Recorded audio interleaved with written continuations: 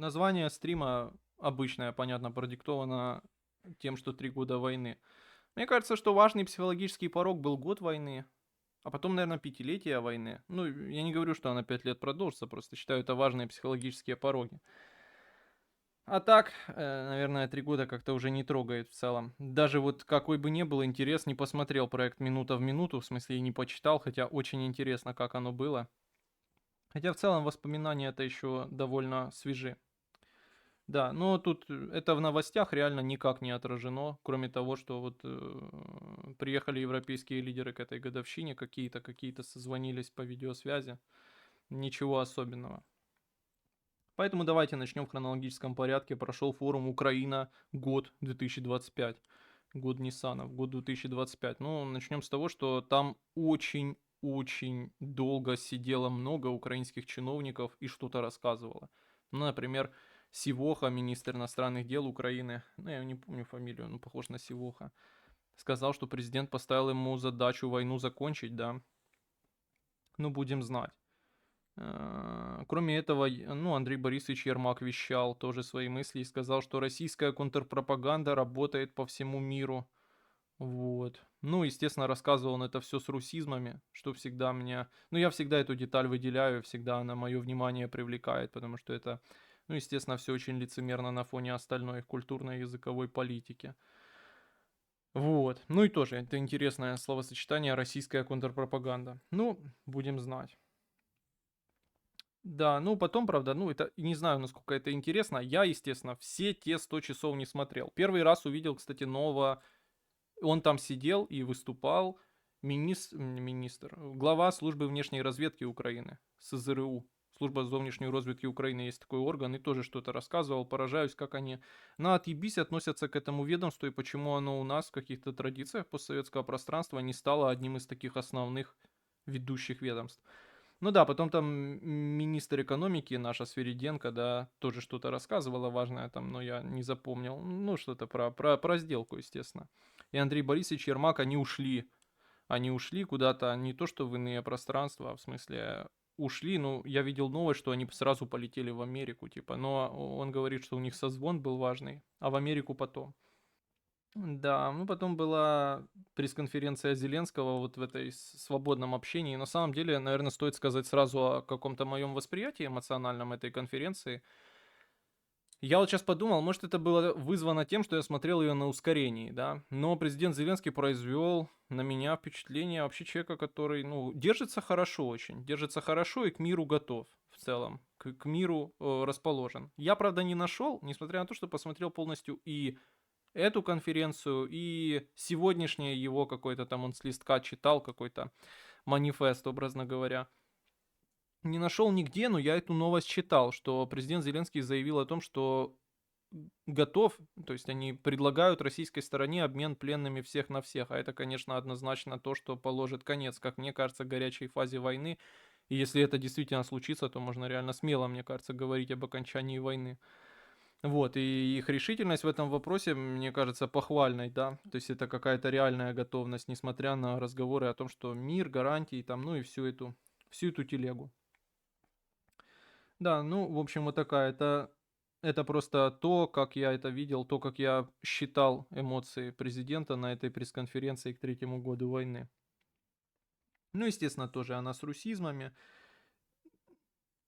Много надежд возлагается на вот всю эту конструкцию европейскую, на визит конкретно европейских таких, ну, наверное, самых ястребов из европейской политики Макрона, президента Франции, Страмера, премьера Британии в Америку. Не знаю, правда, с какой целью, то есть, что они как-то переубедят в чем-то Трампа, это, наверное, вряд ли. Ну, какую-то, может, общую стратегию выработают. Но надежды явно есть на это, на Европу. У президента он много об этом говорит. Есть надежда у него реально втянуть как-то Европу в переговоры, втянуть, да. И, ну, как-то таким образом, понятно, попытаться потянуть время. Как он там как-то критикует этот вопрос перезагрузки, да, и в этом его позиции с Европой схожи. И, конечно, если бы получилось, Что маловероятно, но желание есть такое. Если бы получилось втянуть туда и Европу в том числе, то это бы, конечно, скажем так, уже бы из этой плоскости вышло. Какой-то разрядки, перезагрузки отношений российско-американских. И это, конечно, такое желание, которое у президента есть. Вот. Так что да, он говорит о том, ну, анонсирует даже, что европейцы и мы, в смысле, и он, да, должны встретиться где-то в европейском городе в ближайшие дни и обсудить гарантии. Ну, это хорошо, тоже похвально. Ну, тоже президент там, ну, реально, наверное, большинство этой присухи было посвящено, и вопросы все были об этом, об сделке. Об сделке, и он там об сделке приоткрыл как-то, ну, скажем так, ну, я это считаю, как валидировал версии, реально. То есть рассказал хронологию, как это было по ресурсам, и сказал, что там сначала было 50/50, но без гарантий. И это вроде совпадает с тем, что пишут в западных медиа, что было 50/50 по контролю, но без гарантий. Потом версия стала хуже, да. Вроде как говорят, что на это оказал какое-то свое влияние м, министр торговли США. У него какая-то еще фамилия. Лютый, Лютней. Ну, короче, такая еще фамилия, как обычно. Свои люди, в общем.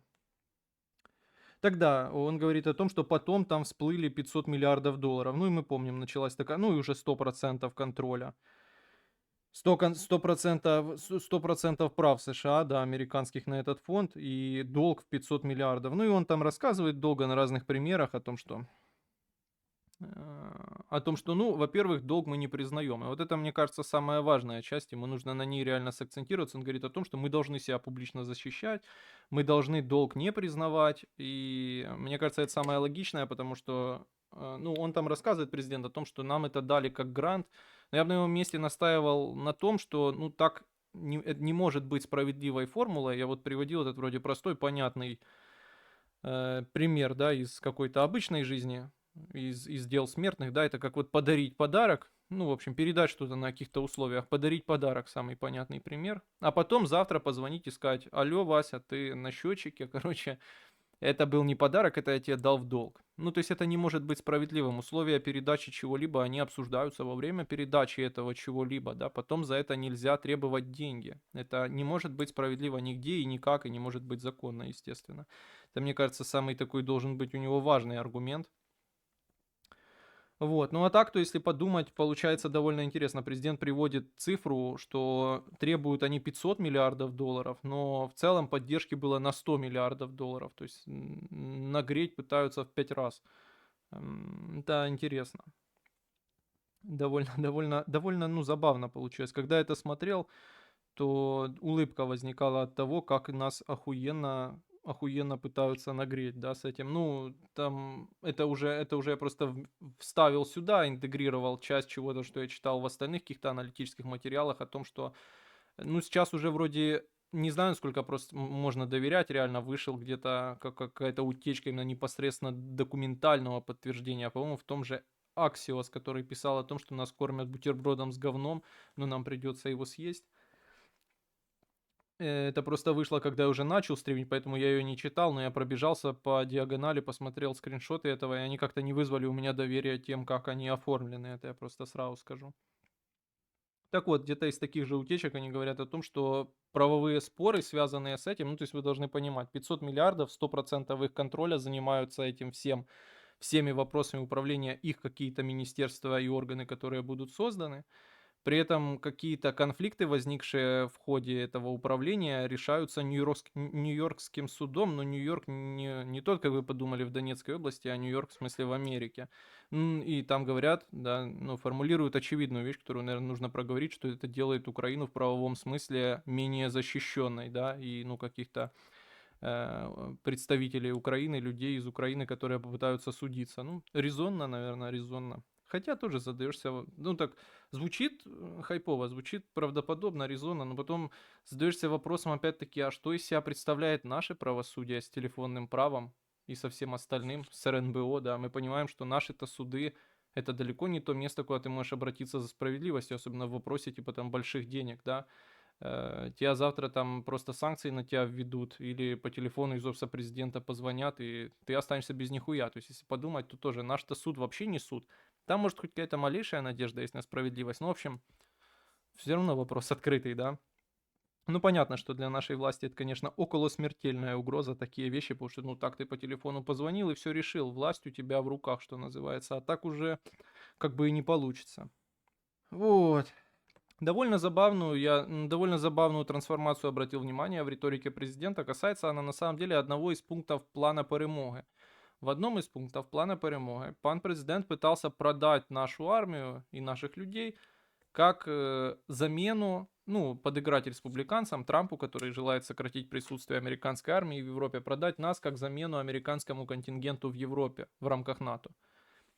Сейчас новая, короче, мулька, трансформируется эта риторика в то, что теперь президент типа пытается как-то продать нас как основу некой будущей европейской армии, о которой где-то ходят слухи, ну и как бы она сама собой возникла потребность в ней перед страхом того, что, ну еще ничего не началось, но страх есть, да, что сократится присутствие США как-то ощутимо от того, которое есть в Европе.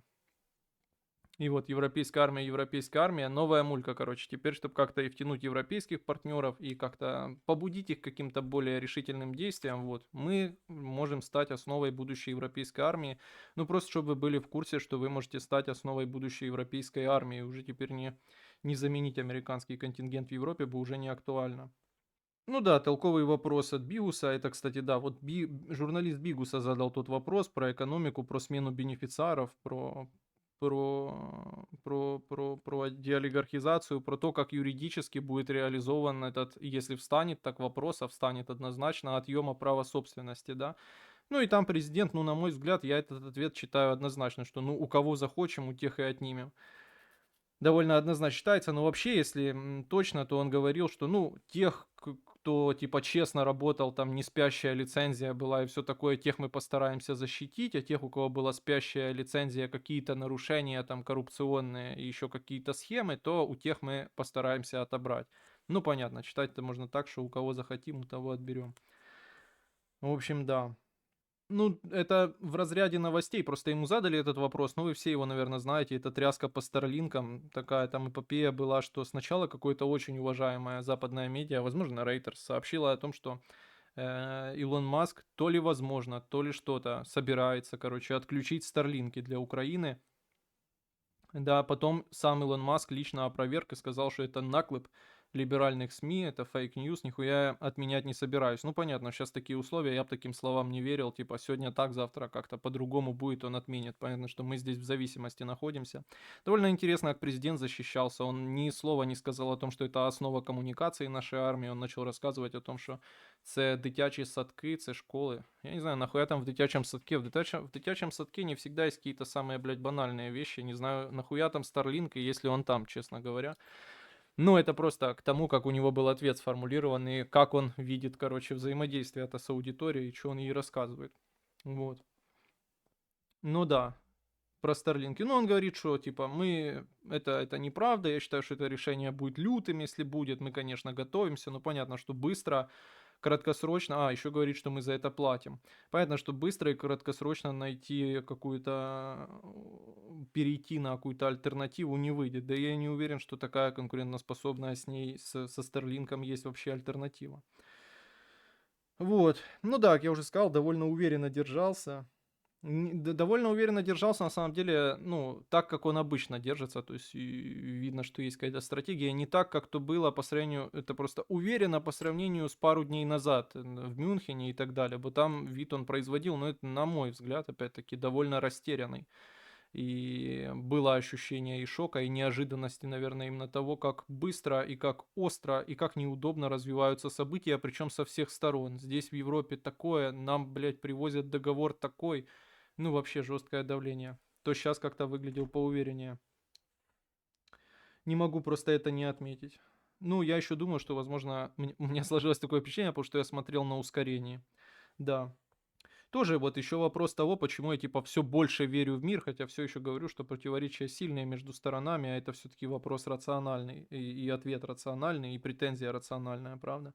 Но тем не менее, почему я все больше верю в мир, помимо того, подтверждений чего я не нашел, про обмен пленными всех на всех, Президента спросили о территориях где-то, я не помню кто, и вот самое интересное, что вопрос обсуждался и задавался, да, дошли они до того, что есть уже проблема, обсуждают, по крайней мере. Вот раньше у президента этот ceasefire, да, прекращение огня, просто вызывало тряску, типа отключение мгновенное, уход такой в бычку.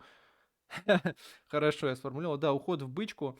Сейчас нет, сейчас вот это обсуждение вопроса о прекращении огня дошло до проблем непосредственной реализации. Он говорит о том, что, ну, не до конца понятно, как на протяжении таком длинном фронта, да, добиться контроля за прекращением огня. И это интересно, значит, они об этом вопросе уже думают, а это сдвиг по сравнению с прошлыми. По сравнению с прошлой риторикой тоже не могу не обратить на это внимание, да, на эту, ну, не скажешь, развитие, ну, трансформацию какую-то в целом.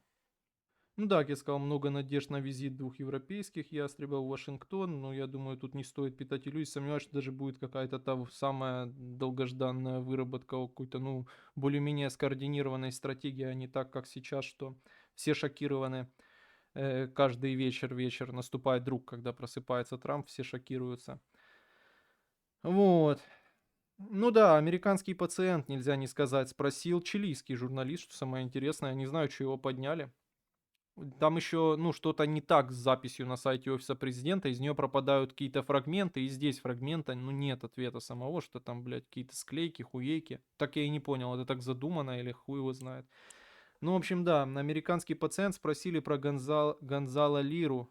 Я уже почти выучил на память. Журналист, которого арестовала вроде как СБУ. Непонятно до сих пор, какой он журналист. Типа, ну, я говорил, что убийство иностранца, который хоть как-то можно его назвать журналистом, это плохо. Ну, и тут не может быть никаких других трактовок. Нужно только такой линии придерживаться. Не до конца понятно, какой он журналист, с какими целями, там, вероятно, секс-туризма он сюда приезжал. Или даже, возможно, он приезжал сюда снимать пропагандистские ролики, но арестовывать его не надо было там его выдворить, лицензии там поаннулировать, какие-то аккредитации, там, куда он ездил.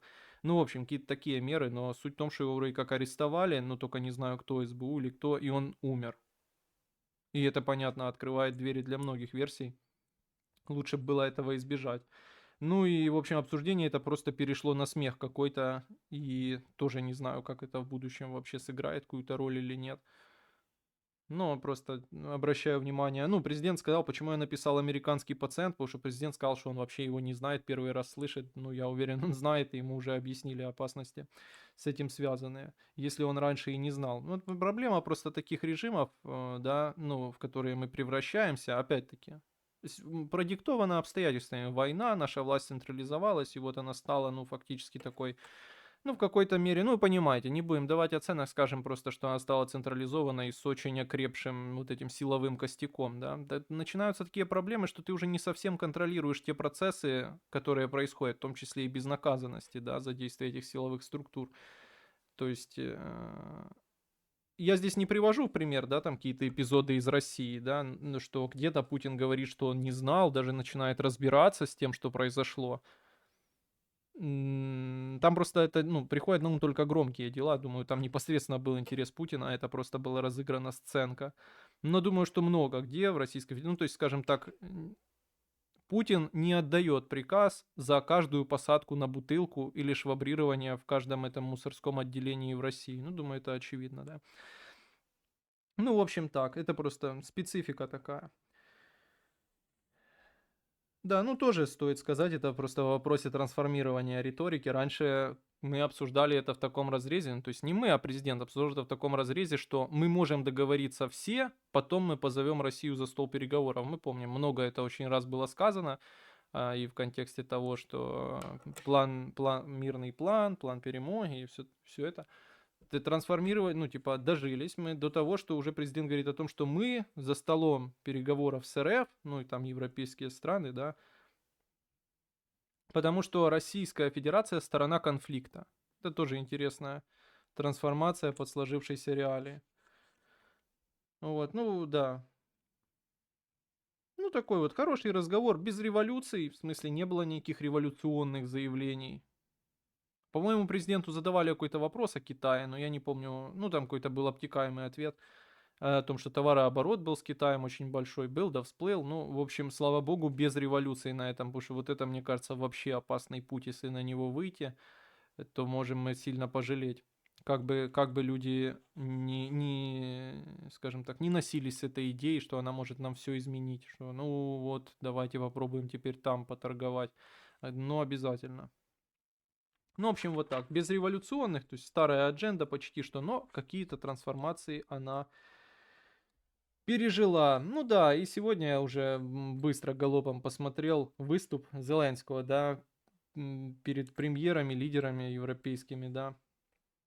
За это был ивент пі- «Підтримуй Украину». Вот. Ну, тут, кстати, вот он отличался уже, и он мне показался менее уверенный, несмотря на то, что, ну, президент выглядел менее уверенно, несмотря на то, что он читал с листочка, то есть даже не приходилось ему говорить самому. Ну, может, именно поэтому, да, не был вовлечен в процесс. Да, я еще упустил, наверное, не знаю, насколько заслуживает оно внимания, из прошлого момента, что президент разлил там, ну, это такая, блядь, уже мелочь, я охуеваю, что мы ее обсуждаем. Президент опрокинул стакан воды и помогал его вытирать. Ну, вроде как норма, но просто какие-то медиа об этом написали, что посмотрите, диктатор в кавычках помогает вытереть воду, которую он разлил. Ну вот если бы они этого комментария не давали, то это бы вообще было бы событие, не заслуживающее ни малейшего обсуждения. Ну, в общем, да, и отличалась, помимо того, что тон мне и вид президента показался хуже, уже менее уверенный, не знаю почему, тем, что пан президент изначально загнул с того, что очень остро высказался о неких союзниках Путина, которые стали у него появляться. Кто за этим может скрываться, да хуй его знает. Имена он, слава богу, не называет, но говорит, что, ну, просто надо понимать, что он обращается, это все с европейцами, о европейцах. Он там 100-500 раз говорит о том, что мы европейцы, мы Европа, мы часть Европы, мы европейский уклад жизни, то есть это все там есть, да, то как-то на ум приходят, ну, тревожные мысли, да, говорит остро, в общем, о каких-то союзниках Путина, ну, и есть у этого всего такой, ну, не то что антиамериканский, сколько антитрамповский вайб какой-то просматривается, скажем так. Ну, и, понятно, остается он верен, особенно здесь, в разговоре с европейцами, остается верен линии того, что, ну, как-то Европу вовлечь в переговоры, и не хочется становиться жертвой этой разрядки президенту, да и европейцам тоже, да, если такое, если вообще вероятность такой разрядки есть, ну, как-то она вырисовывается, скажем так, не хочется становиться жертвой, не хочется платить за нее цену нам, да, поэтому он пытается как-то на эти обстоятельства повлиять. Ну, вот так я это вижу. Ну да, Макрон и Страмер попытаются вразумить Трампа. По-моему, он там это тоже где-то упоминал, президент. Ну, в каком-то похожем контексте. Ну да, тоже это уже новости из разряда юморной, но я в нее искренне верю. Financial Times выпустил какой-то короткий очерк о том, что, ну, ссылаясь на какие-то анонимные источники ВП, о том, что пан президент Зеленский кричал, повышал голос, рычал на министра финансов Бессента. И когда президент Трамп потом комментировал, что президент Зеленский повел себя грубо, грубо, извини, грубо, то имелось в виду это. Может, он бы и матом нормально так прокрыл. Ну, в принципе, осуждать мы его за это не можем. Я лично его за эту человечность и люблю, на самом деле, пана президента. Ну, тоже, если говорить про угоду, это типа то, что было сегодняшнее. Да, Стефанишина, но она в целом не очень многословна и всегда говорит что-то похожее. То вице-премьерка с евроинтеграцией, ну, еще там чего-то в том числе, Стефанишина говорит о том, что угода на завершальній стадії вже перебуває. Интересно сказать, интересно узнать на завершальной стадии кого, кого завершить или чего завершить. Ну, тоже, если еще говорить про угоду, Борис Джонсон, да, ну, когда-то бывший премьер Британии и друг Трампа вообще, да, скорее вот, скажем так, союзник по вот этому лагерю такому общемировому, да, политическому. Сейчас, ну, скорее лоббист какой-то украинский. Тогда Борис Джонсон обвинил Трампа в том, что тот аферу наглую хочет навязать Украине, и вообще так дела не делаются. Это тоже довольно забавно от него слышать, учитывая, ну, слухи, скорее слухи его, да, и его роли в плане контекста того, как выглядело у нас начало войны. Я, конечно, считаю, что скорее слухи, и даже если они окажутся не слухами, но это не делает его виноватым, да, потому что если он виновен и не виновен в чем-то, то судить об этом, наверное, все-таки британцам, да. Нам-то что с этого? Ну, еще один тоже новость из разряда юморной. Президент Зеленский, кстати, помнит и знает это имя и фамилию, потому что он ее упомянул в контексте того, что и журналист какой-то, блядь, то ли ICTV, спросил президента, а как так вышло, и что вы думаете вообще о том, что творится в мире? как так было, что человек, которого и страна, которую называли оплотом там всего хорошего в мире, которая была нашим союзником ключевым, сегодня от нее, скажем так, исходит угроза для всех стран, в том числе для Дании, Канады, для нас. Она становится типа там, ну, почти что союзником Путина. А президент Зеленский как так вышло? И он там вспомнил даже имя и фамилию премьерки-министрки Дании. Вот, и из юморных новостей это то, что она, ну, видимо, у них какие-то теплые, какие-то личные отношения. Премьерка Дании Метте Фридриксен сказала, да, приехавший в Киев, на эту строчку просто нашел забавной, поэтому и выделил. Сказала, что вы знаете, что мир на самом деле опаснее, мир на самом деле опаснее для Украины, чем война. Ну и эти строчки нашел очень философскими, поэтому их вынес, думаю, вы каждый сам дадите их оценки. Но опять-таки, может, если ты премьерка, министрка канадская, блядь, датская, то может, в принципе, и... Может, в принципе, и так, на самом деле. По-моему, вполне это возможно. К такому выводу можно прийти. Ну да, договорняк, типа уже в глобальных масштабах и широких мазках Лавров дал комментарий. Ну, помимо того, что их комментарии что-то не всегда совпадают ни с реальностью, ни с тем, что говорит Трамп, как, например, вопрос западного миротворческого контингента, да, каких-то европейских армий. Ну, то есть мы знаем линию Трампа хорошо, что все, блядь, что в Европе происходит, в том числе и Украину, за все нахуй перекласть туда на Европу, и пусть они как хотят, так и разбираются. При этом мы знаем позицию и Путина, и Лавров много раз это озвучивал, что для них, ну вот из последних положников, которые они говорили, наверняка они эти слова прокомментируют, если еще не прокомментировали Трампа, про возможность европейских контингентов. Да, он все время говорил о том, и Лавров говорил о том, что разница, они не видят большой разницы между принятием Украины в НАТО и размещением здесь контингентов стран НАТО или европейских стран, да. Ну, это просто, чтобы помнить, да. Ну, так вот, помимо этой всей противоречивости, пан Лавров, да, подтвердил во многом, что состоится новый раунд переговоров России и США в Риарде. Да, ну, он подтвердил слова Трампа. Трамп там сообщил о том, что переговоры, он, да, анонсировал их переговоры 25 числа, то есть завтра. Думаю, если это действительно так, то уже можно по дипломатическим бортам, да, самолетов это уже отличить. Ну да, он анонсировал это 25 числа в Риаде, и... Ну, не похоже, что 25 числа. Но, по крайней мере, подтверждается то, что этот раунд, он планируется в ближайшее время, да, где-то на неделе. Вот, и я просто нужно сказать, что ту первую информацию у Трампа, да, про 25 число, его в России вообще опровергли. И мне просто было интересно, с чем это связано. То есть, такой дисконнект между сторонами, или в чем, блядь, проблема, ну, казалось бы, да. Обсуждают не то, что там переговор, где будет 1000 человек участвовать, всего лишь две стороны, и не могут договориться о слаженной типа позиции, когда и будет ли вообще, да, второй раунд. В общем, да, ну и если непосредственно о договорнике, то где-то в тех же комментариях Лавров, министр иностранных дел Российской Федерации, который похож на коня, да, я помню, я читал или смотрел, ну, в общем, где-то помню информацию какого-то западного дипломата о том, что Лавров, мы сегодня уже второй раз это слово используем, любит включить бычку. И там дипломат рассказывает, что ну я его реально боюсь, потому что когда он доказывает свой бред, он так подходит близко вплотную и кажется, что может двинуть, и этим часто продавливает свою линию.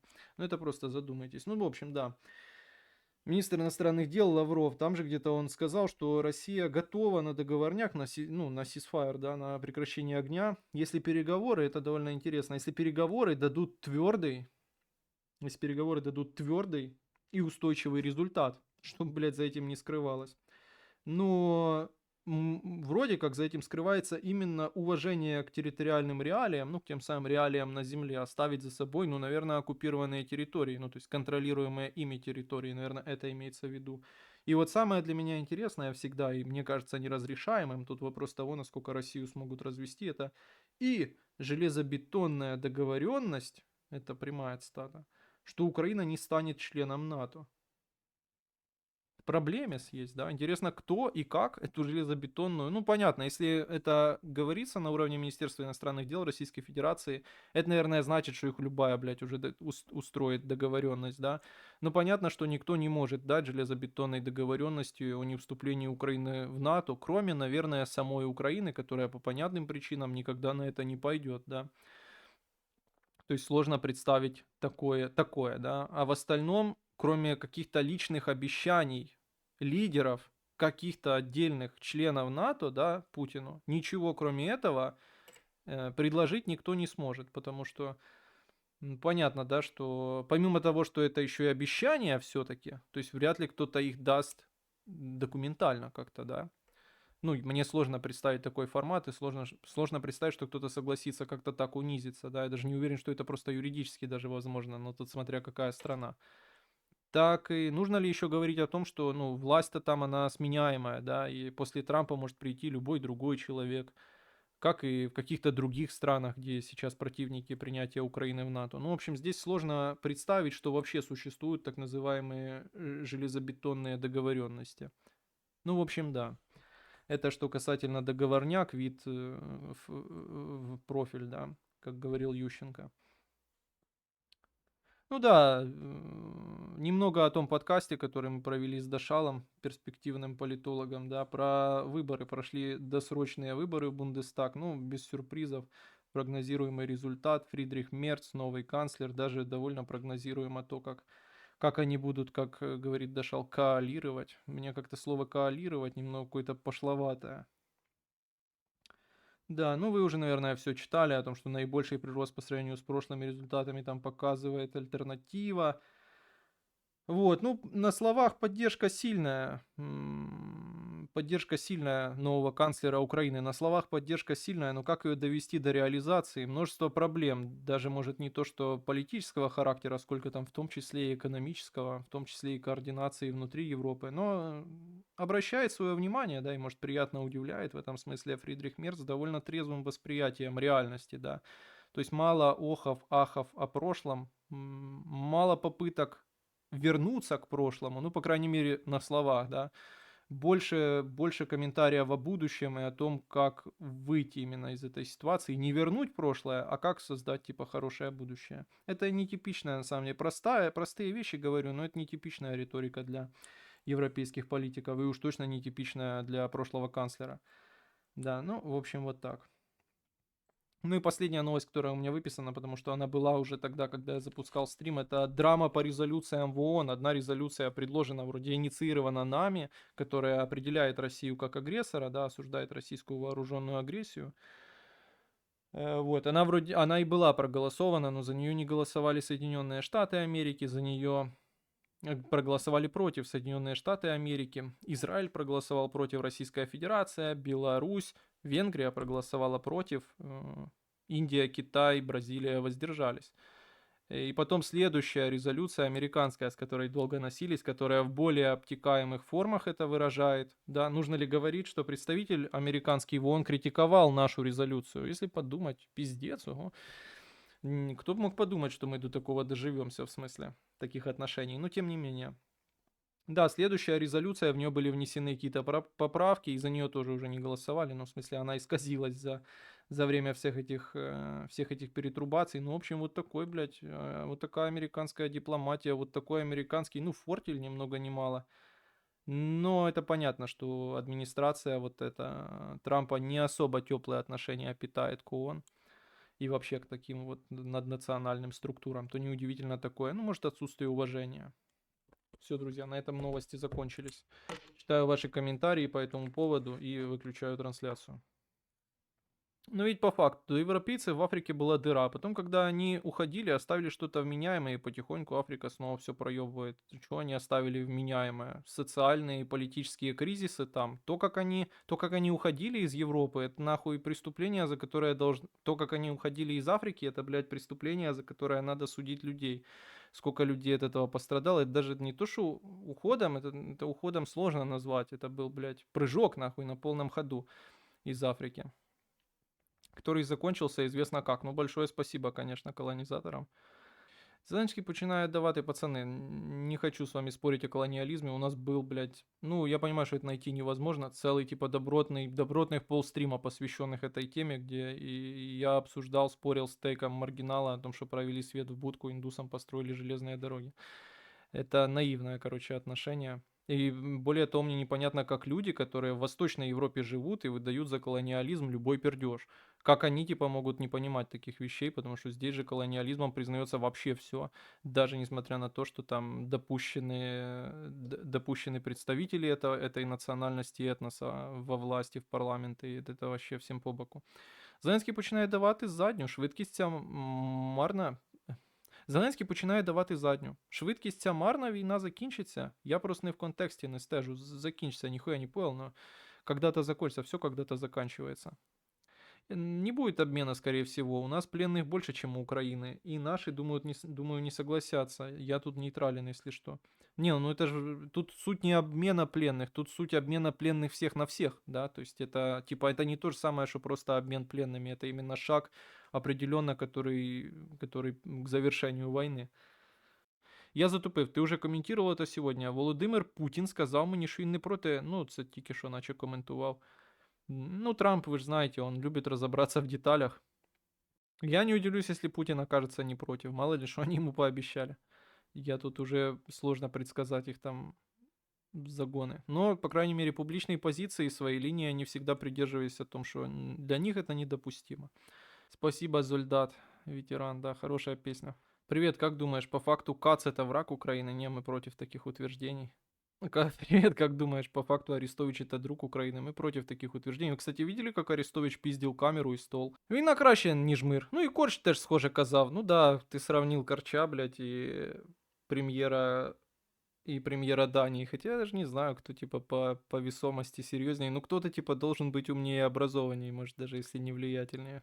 Привет, как думаешь, по факту Маргинал это друг конторы? Не, это враг конторы. Ну а чем можно гарантировать не вступление в НАТО? Такой же биборандум, как и любой. Биборандум. Не, ну они же, блядь, делают это вообще типа пупом земли, это НАТО. Но если они биборандумом готовы, готовы согласиться на биборандумы какие-то, то окей. А словаки проголосовали первую резолюцию за. В отличие от Венгрии. Это интересно, меня тоже этот вопрос интересовал, ну чисто, чтобы понять их там координацию с их представителем в ООН.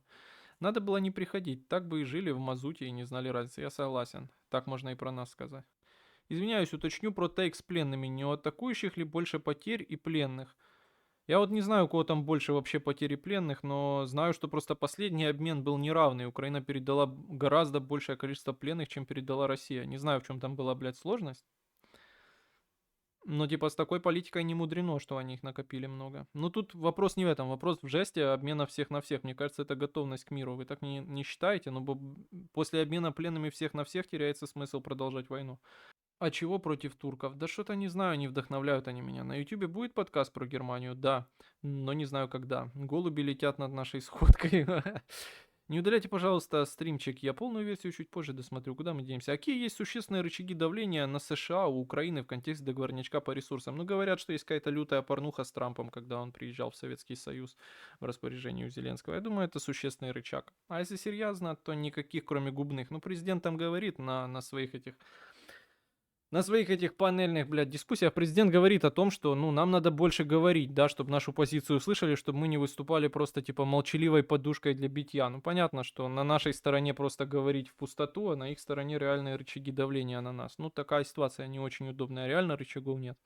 А какие гарантии, кроме, безусловно, ну, или вот привлечь каких-то еще заинтересованных сторон, типа, Европы, что и пытаются сделать. А какие гарантии, кроме безусловного вмешательства Начоса. А какие гарантии, кроме безусловного вмешательства Начос в случае нарушения договора? С вероятностью начала ядерного конфликта между НАТО и Россией. На это никто не пойдет, а все остальные гарантии. Нужно официальное присутствие штатов по всей территории Украины.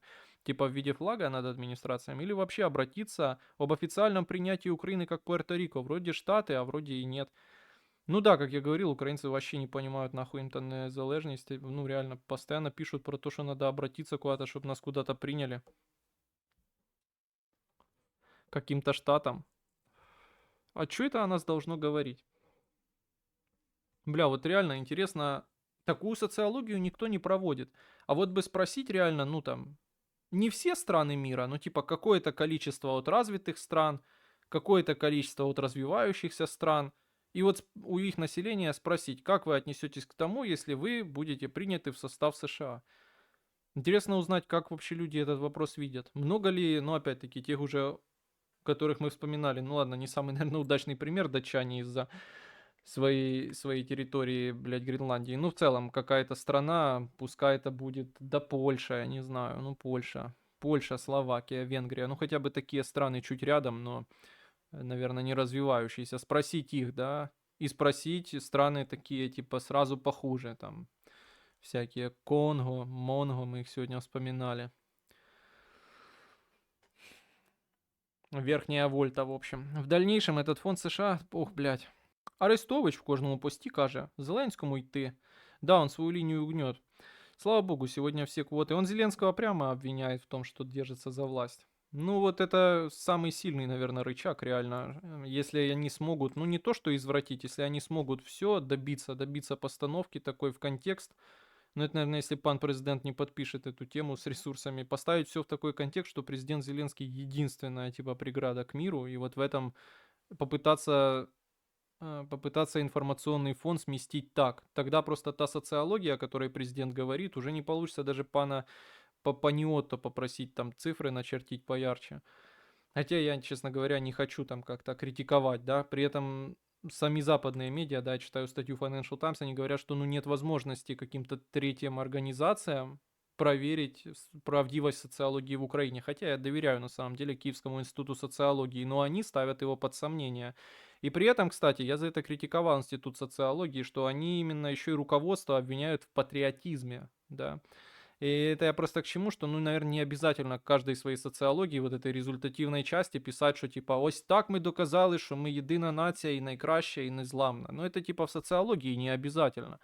Ну, в общем, я это к чему, что, конечно, если так изобразят, да, информационное пространство, то, конечно, рейтинг начнет быстро снижаться, если его обвинят в том, что он ради пролонгирования своей власти выступает гальмом. Думаю, что это плюс-минус могло бы входить в их интерес, если они захотят продавливать. Слава богу, сегодня все квоты на деградацию в чате соблюдены. USAID не повлияло. USAID нам по боку. Таких квот у нас пруд-пруди. Уже будет сформирован фонд восстановления Украины, акционерами которого станут США, РФ и КНР. РФ? Здорово. Предполагаемое долевое участие сторон: США 40%, РФ 40%, КНР 20%. Это Арестович придумал. В дальнейшем этот фонд примет в себя 350 миллиардов от РФ замороженные активы, а США считают, что 300... Бля, это правда, что Эммануэль Макрон сказал, или это нахрюк, пацаны, просветите меня? Вот это важная деталь, что Эммануэль Макрон, где-то поехавший в США, сказал, что они не могут реально воспользоваться, протратить замороженные активы российские, да, которые там большинство лежит в Евроклире на депозитории Евроклира, что это будет нарушением там прав каких-то, ну, буквально юридически. Ну и, наверное, повлияет в целом на какое-то, на отношение к тому, как хранить деньги в Европе, да. Ну, раньше приводили в пример, что монархи из залива задумаются над тем, насколько безопасно хранить бабки в Европе. Но, в общем, к чему это правда, что он это сказал, что мы не можем эти деньги взять? Потому что вот всегда у меня отношение какое-то, типа, вопросительное было к этим деньгам. То есть вот их Россия там оставила. Для чего, типа? Не подать шуму, не подать виду, что будет война, или оставила как откупные бабки Евросоюзу? Вот вопрос большой. Чел грузчиком работает и получает 400 баксов. Класс. Да, будет сформирован, да. В дальнейшем этот фонд примет в себя 350 миллиардов от РФ замороженные активы, а США считают, что 350 они уже дали. Именно эту цифру назвал Трамп. Молодец. Он в дальнейшем этот фонд США добавит еще 350 миллиардов под залог инвестиций в добычу минералов, инфраструктуры и т.д. Это деньги, которые Трамп хочет дать заработать Украине и Китаю. Около 200 королевские династии Персидского залива и другие желающие. Всего фонд будет должен достичь размера 1 триллиона долларов в месяц. Пишет человек, куда обратиться, чтобы быть незалежным? К нам. Секрет героического сопротивления Зеленского созданию фонда в 1 триллион долларов. Да вы лучше объясните Арестовичу, что если он после таких условий придет в Украину царювать уже инструментов не останется, блядь, по сути. Ему, да, 1 триллион долларов абсолютно новой Украине просто. Ему объяснили, что по совокупности ему там нет места. И уж тем более не удастся вырезать очередную схемку Арестович. Хай бог милує жити в США. Я бы хотел войти в США. Конго с кайфом. Кинг-Конга. Знаю одного картофельного, который тоже каждый год говорит, но что не держится за власть. А помните, пацаны, нам обещали большую сделку по разрядке, чуть ли там не вырвать Беларусь, последний диктатор Европы, вырвать Беларусь из цепких лап орбиты влияния Российской Федерации. Какую-то супер сделку обещали в обмен на снятие части санкций с Беларуси, выпуск каких-то там заключенных политических. Слышали такую новость? Когда-то была такая новость, но что-то уже не на порядку данному. Один президент одной из стран говорил, что если быть президентом больше 2 сроков, то можно сойти с ума, можно спрыгнуть с ума. Видели мем в ТГ? У нас президент играл членом на рояле, весь мир ВТФ, а Украина было такая. Видели мем, да. Ну, я помню, играл хуем на рояле. Хорошо было. Россия на порядок больше редкоземельных металлов, чем в Украине. Москва готова предлагать их заинтересованным партнерам. Пынч, пыня. Вы, кстати, видели, да, этот мем? Ну как, это не мем нихуя, комментарий жінки из Твиттера, что называть Илона Маска Илоною и называть вот это самое интересное Трампа Трампыней, это мизогиния. То есть человек думает, что Трампыня это какой-то типа женская вариация имени Трамп. Вот. Да, это реально Пыня сказал. Я видел, как Пыня сказал каким-то на какой-то выставке каких-то там достижений народного хозяйства про НАДО и про космос, что сказал, что «О, Марс, да, Марс, это там вот есть Илон Маск в Америке, он тоже Марс летать собирается, вы там с ним налаживаете контакты, он нормальный парень». Это я слышал, и это тоже, наверное, многое говорит о выстраивающихся российско-американских отношениях. У РФ не было в планах затяжного конфликта, резервы заблокировали только в конце 22-го. А ты думаешь, если бы он разрешился в интересах РФ, ну то есть так, как планировали, то думаешь, их бы не заблокировали? Бля, интересно. РФ готова работать с иностранными партнерами в сфере разработки редкоземельных металлов, в том числе и новых регионов. Видите, Трампу кто-то внушил в голову, блядь, там чрезмерную ценность каких-то редкоземельных металлов. Теперь у него весь мир, короче, крутится, и все этим пользуются какой-то темой с редкоземельными металлами. Надо было пану президенту дальше хуярить эту линию, выдумать, что они у нас есть, типа, что у нас вообще их дохуя, и больше всего на востоке страны, конечно, не в оккупации, именно под нашим контролем нельзя упустить. Кстати, интересно, что президент говорит, что благодаря этим процессам, которые происходят, мы сами проводим аудит того, что у нас есть, потому что некоторые родовища типа разрабатывались последний раз при царе Горохе, при Сталине там условно, и сейчас мы сами узнаем, что у нас есть и кто этого владелец. Тоже интересная мысль, как вы считаете. Якщо всі хочуть продати ці ресурси на окупованих територіях, нащо цим територіям Росія? Чому це не можуть бути Дубаї? Губами в них грошей більше, ніж всіх. Ну, во-первых, я думаю, это разводняк какой-то с этими ресурсами. Всегда относился к этому прохладно, к идее, типа, что у нас под ногами золото лежит. Там больше в картине мира Трампа, мне кажется, просто так укоренилось и сейчас так актуализировалось. А два, ну ты слушай, о чем говоришь? Ресурсы на оккупованных территориях, но они же оккупированы Россией. Какие Дубай? Но если так поразмыслить, то членство в Евросоюзе означает потеря части суверенитета страны. Ну, смотря в чем это выражать, конечно, наверное. Смотря что ты буквально, как ты определяешь суверенитет. Просто они там не претендуют на какие-то части нашего экономического сектора, не требуют с нас выплаты долга какого-то ибанутого, ну, который мы не получили, да, этих денег. Но я понимаю, что это, наверное, ну, здесь может буквально вопрос торга, что назвать самую большую сумму, потом сторговаться до какой-то поменьше. Получается, выступать одновременно за ЕС и за независимость немного нелогично. Ну, я не знаю, по-моему, логично. Как можно виступати за вот эту сделку з США і незалежність, да і за що угодно. Вон, люди кажуть, що Україна може існувати як незалежна держава тільки в рамках західних інтеграційних об'єднань, правда? Тобто, ну, тут сколько людей, столько и мнений. Был смешной мем из новостных заголовков. Путин поручил найти в РФ русских Илонов Масков. Русский Илон Маск умер от пыток и изнасилования, осуждаем. В СИЗО осуждаем. Рейтинг Зеленского равно в 2 раза меньше, чем у Залужного. Пыневик. Отменяем Залужного, цикориш пыни. Блядь, Залужный, смотрю за его деятельностью, блядь, какой же он вообще нихуя не представляющий себя парень. Он, наверное, хороший генерал, но, блядь, смотрю на то, как он ведет сейчас, да, политику, как он комментирует. Ну, вообще нихуя не цепляет в нем. Самый-самый-самый супер обыкновенный. Я понимаю, что сейчас, наверное, задел за живое больших множество любителей Залужных, которые именно, не зная даже нихуя о Залужном, просто зная, что он когда-то был военным, надеются, что он будет представителем типа военных во власти. Ну, я сейчас вижу, что это уже точно не так. То есть даже не давая оценки тому, кто такие военные у власти и что это, и насколько это отличается от просто власти у власти, хоть там и людей, играющих хуем на рояле у власти. Просто вижу, что это уже не так, он себя так не позиционирует, просто какие-то вторичные вещи повторяет, во вторичных ивентах каких-то участвует, нихуя нового не предлагает, и непонятно, когда начнет в целом. И это грустно, то есть мне кажется, что, конечно, с такой пассивностью можно проиграть будет в целом. Якщо ще Карпати перекопати, то да, там, наверное, як на Урале. Все-таки, да, и то старые массивы. Интересно, скажут, что Путин поддерживает Залужного, ну реально. Потому что когда Арестовича где-то упоминали, то ли на ТВ, то ли какой-то чиновник вспомнил Арестовича. Арестованные финансы России — это во многом ценные бумаги Европы и США. Если будут продавать, то потеряют стоимости активов своих же. Рейтинг Зеленского ровно в... Да, блядь, вы заебете. Шансы у Зеленского победить на выборах нет никаких, они равны нулю, пинч. Ну правильно, у З-73, у Залужного 146. Пенис Зеленского ровно вдвое меньше, чем у Залужного, заявила Марьяна Безумна. У нас є Гуам. А що ж воно таке, той Гуам, чуєш? Блять, реально есть Гуам. А я забыл, что это такое.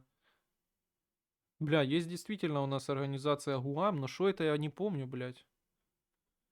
Что ж за Гуам? Бля, есть действительно такой Гуам был создан. Что это я не помню.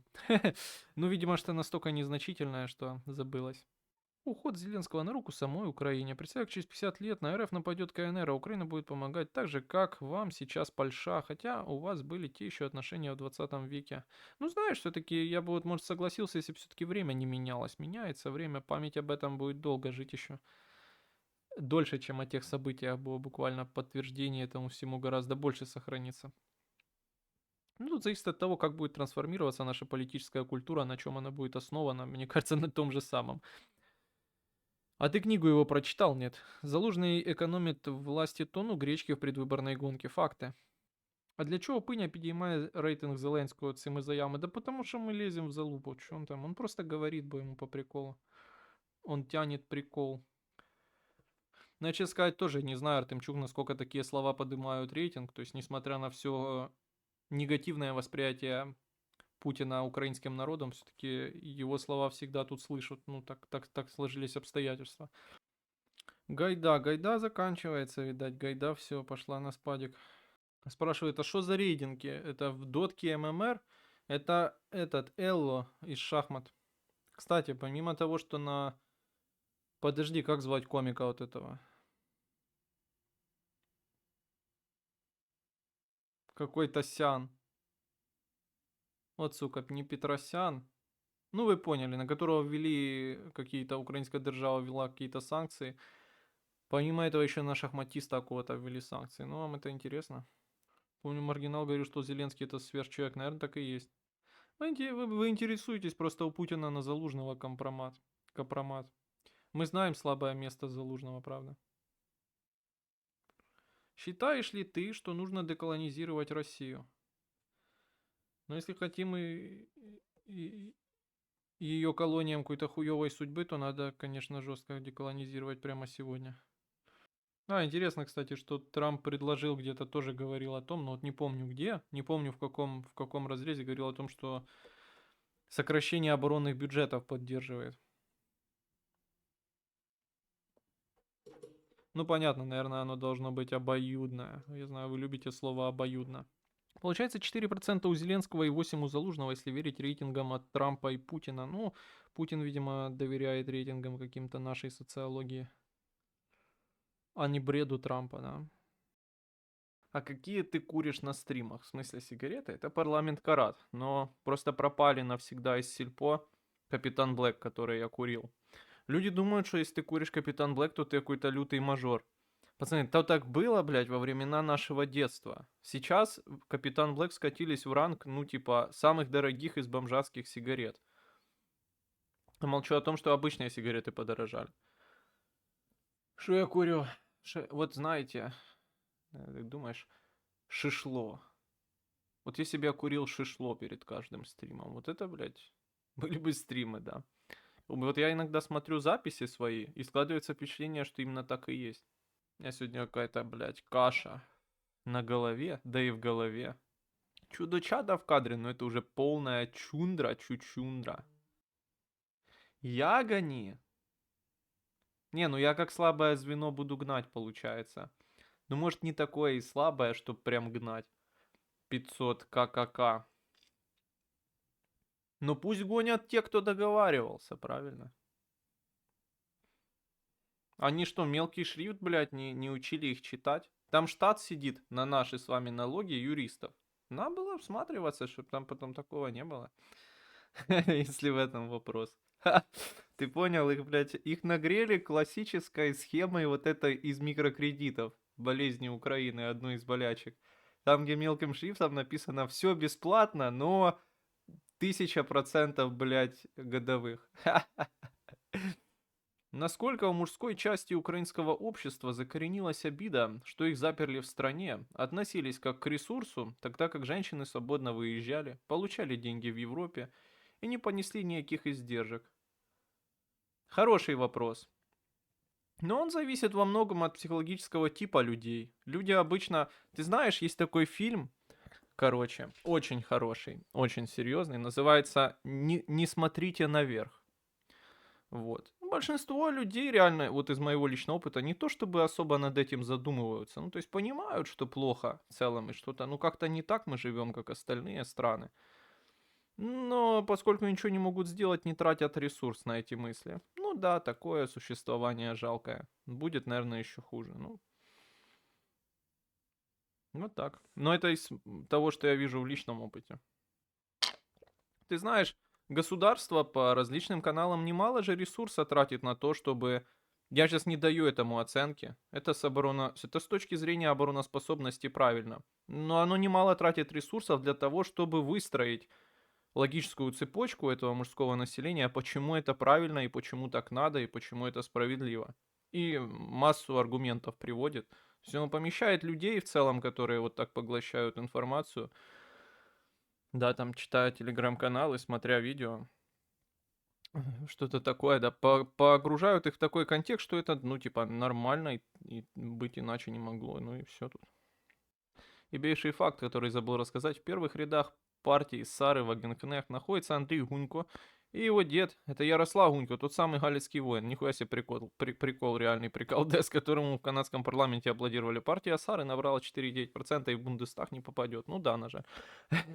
А то бы наши люди были. Олег Соскин ахнул на берлинский режим. Да, есть такой момент. Но это факт, который я не знал. Норм сик. Да сик как сик быть можно. Я встречусь с Зеленским на этой неделе или на следующей, чтобы подписать соглашение о поставках полезных ископаемых.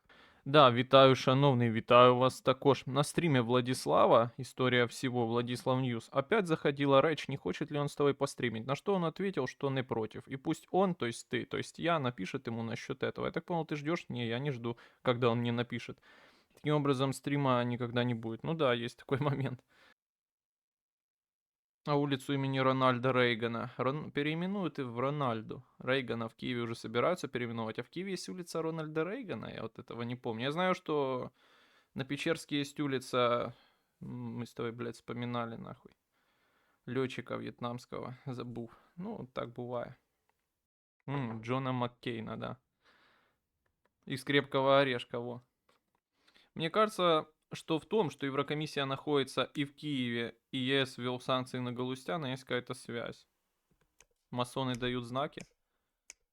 Может, ну там не только Галустян, надо сказать. Я даже не знаю, правда, какая мотивация введения санкций на Галустяна. Ну и реально не читал. Мне нрав копиум народа, что какая поддержка Европки, что сегодня приехали и нас не разбомбят. При том, что бомбят всегда на следующий день. А хуй его знает, как нас там бомбят. Ну бомбят, это факт. Рекорд по дронам был недавно поставлен. На какого Галустяна? Из Наша Раша? Да, на того самого Галустяна. Люди говорят, но я этого не помню, что он был на рассмеши комика. Ну, в смысле, блядь, юрист хотел сказать, как жюри. Что-то я такое помню, но что-то не помню прям как, что-то помню, но не помню. Помню Зеленский, помню Кошевой. И помню, главное, что и Галустян как бы там был, но где? Расскажите, кто знаток. Галустян хуйово зіграв у Ржевському проти Наполеона, тому і ввели санкції, це правда. Такую версию нельзя відкидати. Это Орео, так а за что ввели? Да я вот в том-то и дело не знаю. Ну, наверное, ездил на оккупированные территории или может, ну, украинское законодавство позволяет ввести санкции вообще за что захочешь, да, ну, это логично вполне, то есть против Галустяна там, думаю, ввести можно, если захотеть, за что угодно. Деньги там он державные какие-то получал, еще какая-то хуйня. Что-то про Украину пизданул плохого. Там якобы драфт по редкоземельным появился, но выглядит он как самый первый вариант, в котором 500 миллиардов и ни слова про обязательства со стороны Америки. Но это вроде пока что самый финальный вариант. Ну, по крайней мере, какой я знаю. Ну, правда, надо сказать, что, ну, я видел скриншоты, но не читал их. Выглядит как Бегит, блядь, Анжумания или расклад дня украинской армии, начала войны, помните? Ну, где-то, кстати, вот этих дней сейчас. Рассмеши смешного, сделай, чтоб парень смеялся. А парень или комик? Я думал, там комик. Рассмеши смешного, сделай, чтоб комик смеялся. Что скажешь? По последней резолюции Генассамблеи ООН против РФ. Что скажешь о том, что США и Израиль проголосовали против этой резолюции? Ну, что-то скажу, но уже в разделе новостей. Но мне кажется, не то, чтобы особого внимания это заслуживало. Такого, которого ему дают. Две таких вещи случилось, связанных с голосованиями и вниманием.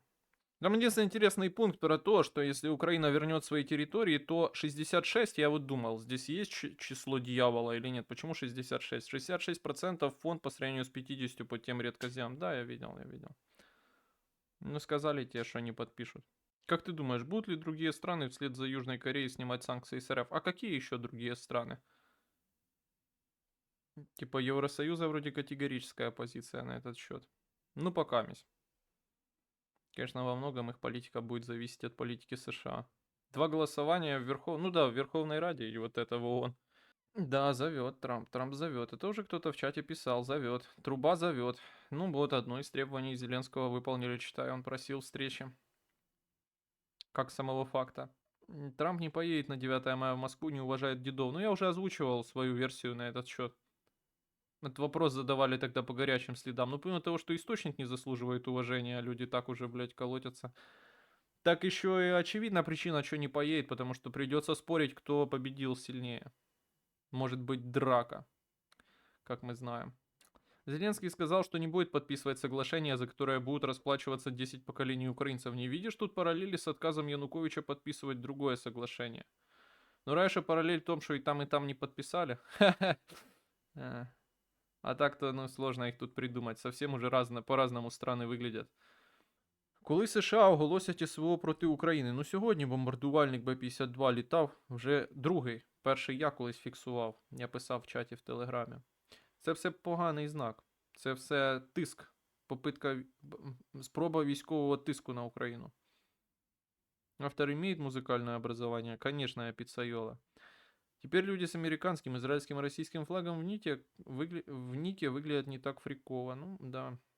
Самое смешное, что антиамериканская оппозиция размыла разницу между незламистом и зетником. Буквально берут Z-мемы и меняют флаги, а Z-ку перечеркивают, а выходит эмблема Азова. Что тебе сказать? Ну, ожидаемо же вполне. Ну, то есть вот это американо, русиано, блядь. Не дивує зовсім. То мне как-то никогда особо придурочным и не выглядел россиянский вот этот на Вашингтон, там ракета, да, вот. Ну, такая девятка, блядь, по-моему, и ракета прикручена или что такое. В принципе, спокойно понимаю, как такой психоз наступает, и хорошо понимаю, как ему тяжело противостоять. А тебе из РФ можно легально донатить без рофла? Ну, донатят люди. Но если ты пойдешь в отделение полиции и скажешь, что ты мне задонатил, то, конечно, ты мгновенно окажешься на бутылке. Это, конечно, слова не очень мотивируют тебя донатить, несмотря на то, что люди из России донатят. Но лучше быть честным до конца, мало ли кто-то такой. Не хочется быть ответственным потом за твое оказывание на бутылке, за этот факт. Стендап смотришь, если да, то кто по душе. Ну, знал я одну шутку из стендапа про муравьев и войну за изюм, а так стендап не смотрю вообще. Ну да, украинский стендап смотрю, очень хороший есть комик, выходец из театра Воробушек, любитель таким образом абсурдного юмора, большой его мастер это Андрей Байдак. Ну, Байдак, в общем. Посмотри обязательно там, найди такое подольше, 5 часов, например, Байдака.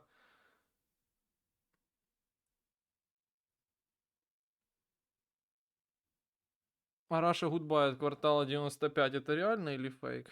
Раша Гудбай. Знаю, Раша Гудбай от этого, блядь. От Данилка. Недавно натыкался на фрагмент старейшего, блядь, интервью Гордона у Данилка, где еще и Данилка молодой. Там он спрашивает Данилка, как тот брал интервью у певца Миколайчука. Ну, который це піду втоплюся, у річці глибокій. В общем, интересно это все. Нам похуй на літаки, ми єднаємось навколо президента, і воля нації веде нас до процвітання. І ще якась політруковська хуйня. Добре, жалко, потому что раньше можно было вводить прозападного изламиста в диссонанс патриотичным и при этом антиамериканским мемом. Еще один символ. Протест стал нормисовским мейнстримом. Так скоро колесо сансары даст оборот, и незламисты колорадскими жуками станут. Так и будет. Кто лучше? Василь Байдак или Валентин Красноперов? Ну и даже не знаю. Валентин Красноперов записал видео по горячим следам на своем канале Валентин Красноперов о том, что европейская солидарность разрушает Украину и враги Украины.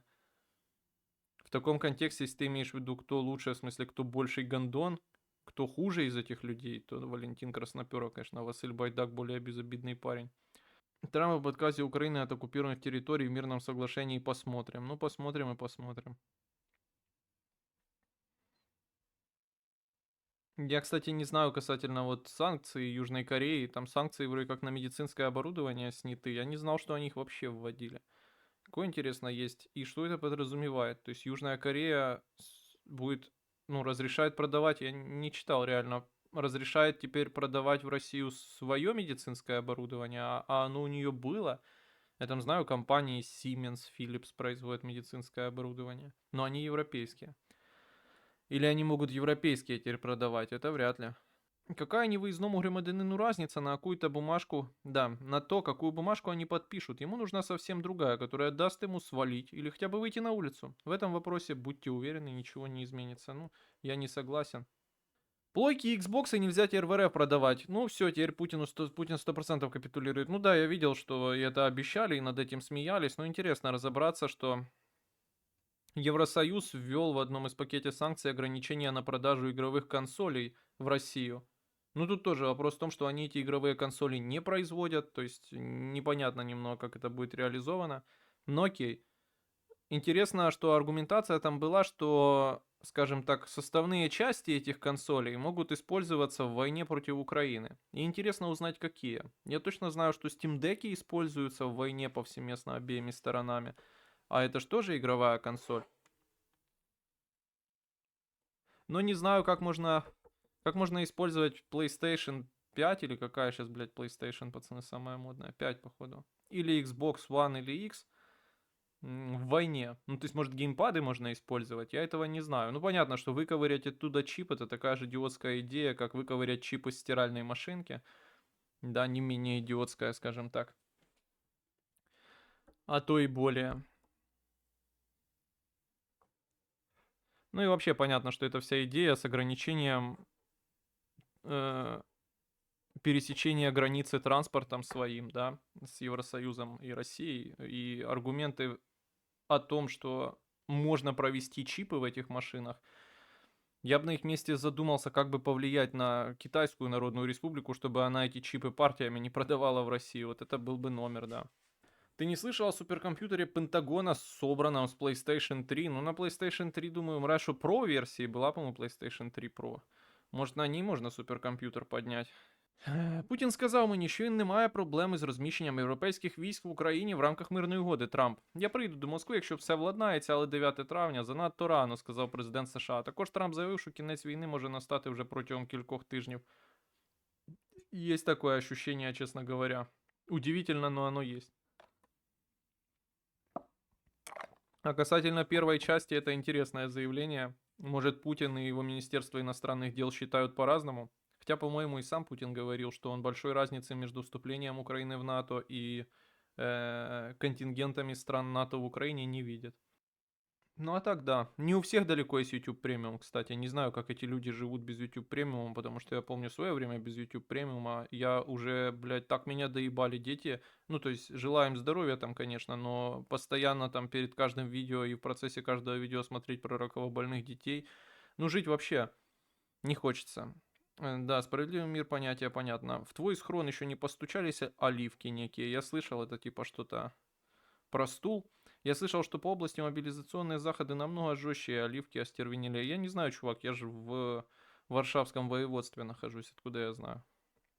Ты мой, ты мой коммент не прочитал про треки скриптонита в киевском клубе. Я не увидел твой этот. Ну, блядь, кого это должно удивлять? Они постоянно там такой кал слушают, но не знаю, как-то меня не то чтобы особо трогали аргументы, что боже, война, а они оттопыриваются. Боже, война, они слушают российскую музыку. Ну, у меня во дворе осталась куча песка после ремонта труб, отопления и воды. В этой куче образовалась большая дыра, похожая на берлогу, которую закрывает большая картонка. Так вот, каковы шансы, что эта картонка на самом деле двери? Ну, нужно пойти проверить. Я и был беливер, ну, если беливер в этом смысле понимать. Ну, много раз уже описывал свои отношения. Хотя все еще не отменяет, конечно, противоречия сторон. Ну, может, переломят. Стрімер переїхав з київського села, конечно. Як ти голосування за демократію? Виходить, що народ України проти демократії, чи навпаки, парламент показав, що має сили проти диктатури Сонце Ясного. Ну, видимо, парламент показал все-таки, что он не полностью управляем. Ну, там проблемы известно, что есть какие-то у парламента. Вопрос просто, как далеко они могут развиться, особенно на фоне конфликта президента с администрацией Трампа. Ну, то есть, если этот конфликт продолжит развиваться, то, конечно, видимо, парламент поймет, что момент есть какой-то, ну, какие-то силы в парламенте, скажем так. Прикольно то, что скриптонит казах, но дудикам, кто агрится на язык, похуй на это. Да ладно вам, это такая хуйня. Не самая значительная, поверьте, для них. Слушай, ну да. Может, у него российский паспорт есть, да? То он уже, получается, руський, як каже президент Зеленський, да, Руська Федерация.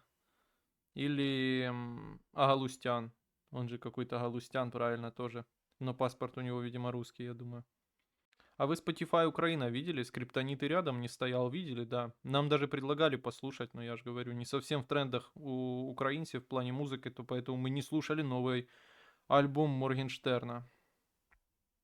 Ну, не знаю, зато, наверное, топ прослушиваний на YouTube музыки хороший, ну, в смысле, патриотичный, бо там мне постоянно напаривают какую-то новую модную музыку украинскую. Кстати, а зачем президенту вносить подтверждение его легитимности, если мы на весь мир кричали, что во время военного положения по Конституции выборы не делаются? Ну, более того, они вносят предложение подтвердить согласие с этой статьей Конституции, которая сама по себе-то никак с выборами не связана, даже в формулировке. Ну, просто, типа, партийная хуйня, ну, в смысле, советская, да. Ну, типа, надо, чтобы поддержка была, надо показать поддержку. Они такую же разнарядку дали и местным властям. Ну, просто так, от нехуй делать. Надо что-то делать. Ну, в смысле, чтобы местные власти, тоже там горсоветы какие-то понаписали тоже какое-то такого духа решения, что мы, конечно, с лидером на фоне атак там.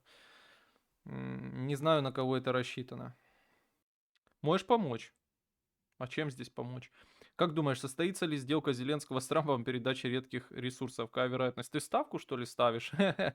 Типа я должен тебе помочь понять, куда закинуть? Я думаю, что состоится, заставят. Ну просто вопрос условий, тут это ж ключевое. А не то, состоится ли или не состоится ли.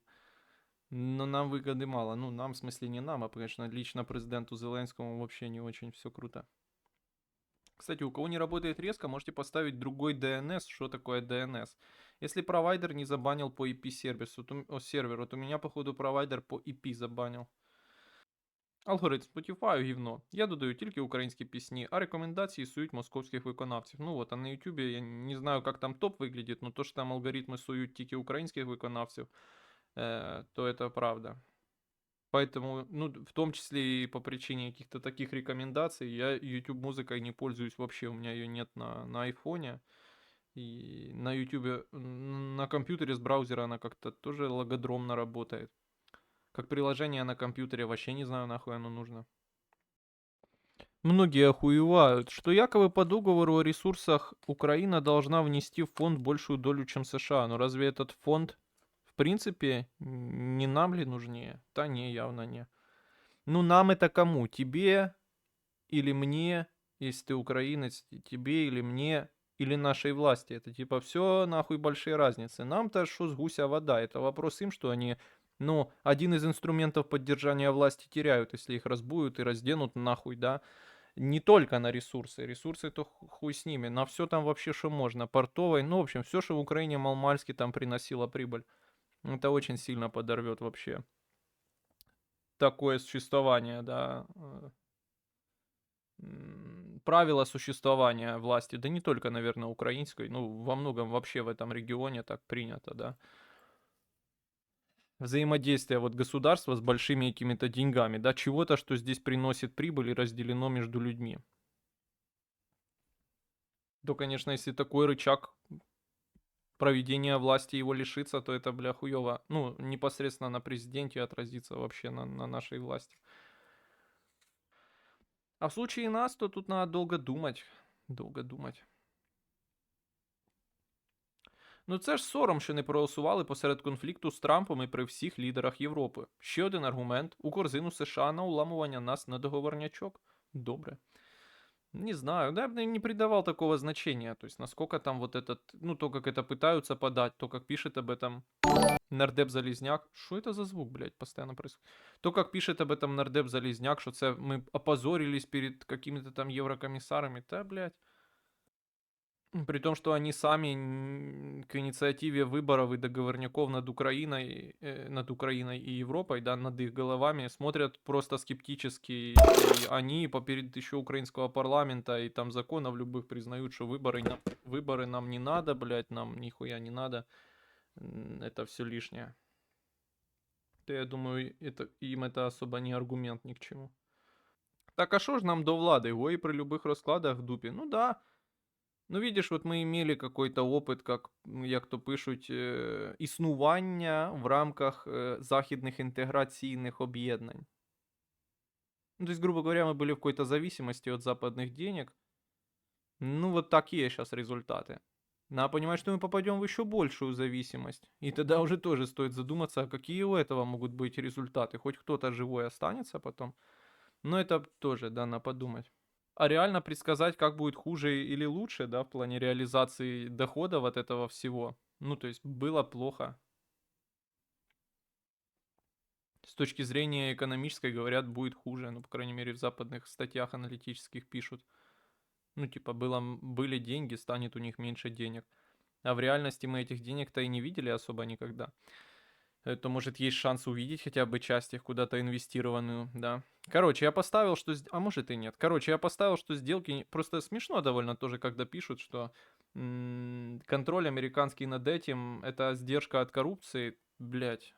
Как контроль за финансами, приносящимися из какой-то дыры нахуй, как это может быть не коррупционным и как здесь контроль США поможет эту коррупцию побороть? Я думаю, там так люди охуенно обогатятся вообще. Ну да. Многие, что сделка состоится скоро. Вот условия, при которых сделка засчитается полимаркетом. Это включает, но не ограничивается соглашениями, связанными с обменом украинских редкоземельных. А, ну видишь, я так и думал. Что ты ставку ставишь реально, видишь, как я просчитал мощно. Но не ограничивается Так, да, это включает, но не ограничивается соглашениями, связанными с обменом редкоземельных металлов на помощь США, военную или гражданскую партнерствами, касающимися редкоземельных металлов. Тут вопрос, типа, это долг мы выплачиваем или долг не выплачиваем, а в смысле в обмен на гарантии. Не до конца с этой формулировки понятно. Типа элементов на помощь США, военную или гражданскую, когда?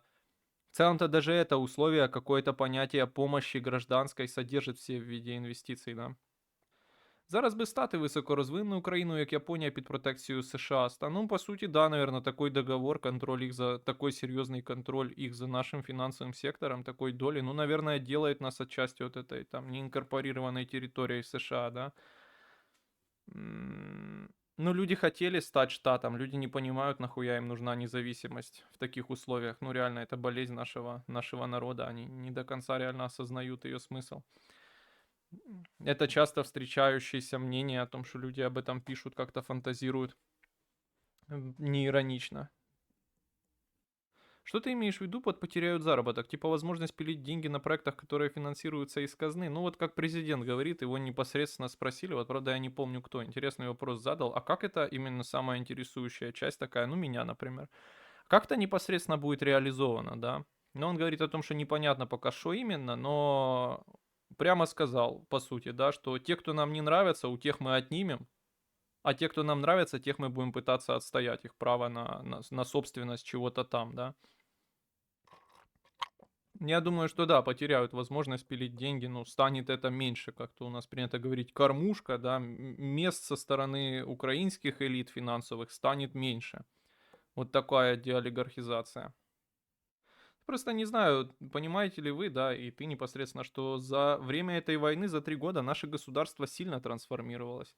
Если раньше это было сложное существование вот этого олигархата, да, типа больших финансов в Украине, финансово-промышленных групп и власти, то за 3 года этой войны это все прошло вот этот быстро, стремительно прошло путь, который Россия проходила, ну, десятилетия, наверное, одно целое, да, в смысле государство подчинило себе финансы силовым методом во многом, да. То есть теперь без офиса президента нихуя не делается, бля. Реальной властью во всей финансовой сфере является офис президента. Он решением РНБО может кого угодно расчехлить, кого угодно расказачить, на кого угодно могут натравить все нахуй силовые структуры страны и не дать жития никакого. Ну, вплоть до лишения гражданства. Могут сделать, что захотят. Да, то в этом смысле, ну, их рычаги сократятся. С западными партнерами так общаться не выйдет уже. Не думаешь ли ты, если США полностью остановит помощь Украине и останется полагаться только на Европейский Союз, это усилит популярность правых, и когда они придут к власти, ЕС тоже отрубит помощь? Правых в смысле в Европе? Да мы тут живем, чувак, перспективами прожить следующий месяц. То в такие далекие дали даже не хочется смотреть. То есть никто не исключает того, что они как-то в каскадном порядке следом за США тоже начнут сматывать удочки. Опять-таки, ссылаясь на президента Зеленского, он говорит о том, что на втором месте, по-моему, или на первом по поставке комплексов Patriot находится Германия. Но разрешает им эту поставку США. И если они захотят это использовать как инструмент, то есть не просто отказаться от финансирования, а попытаются давить на Киев, именно запрещая, да, то есть сейчас Трамп говорит, что ну окей, на европейские деньги покупайте там вооружение сколько хотите для Украины у американских компаний. Но если они пересмотрят этот подход, то это, ну, создаст нам много неочевидных проблем. И они, скажем так, не только финансового характера. Говорят, что договор нужнее нам, а не Америке, я имел в виду страну в целом, а не офис Зеленского. Ну вот, я за это не берусь говорить. То есть я понимаю, что мы типа исходим из того, что хуже не будет, но как часто нас это там далеко заводили, такие рассуждения. Типа что, наверное, и думаю, что надо усреднить. Наверное, нихуя не изменится для простого народа, но сложно судить об этом. Вполне может стать хуже. Как может стать и лучше? Будет как там на островах Океанії каких-то американских. Ну, типа. Так я не був. Так я не був. Були умовне громадське, Портніков і інші представники громадянського суспільства. Все одно для пересічного громадянина позитивні сценарії майбутнього малоймовірні. У нас весь час тільки позитивне підкріплення хуйових рішень всю дорогу незалежності. Ну, зараз, не знаю, просто острий вибор перед офісом президента стоїть.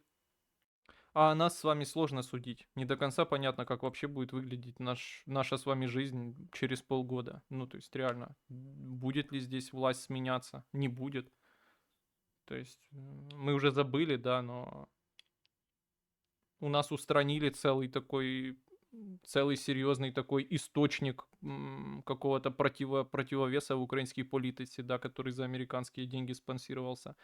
Одна из немногих вещей, которая могла позволить себе критику в такие времена непосредственно офиса президента. Порошенко санкциями, блядь, расказачили. Что еще ждать? Мало ли.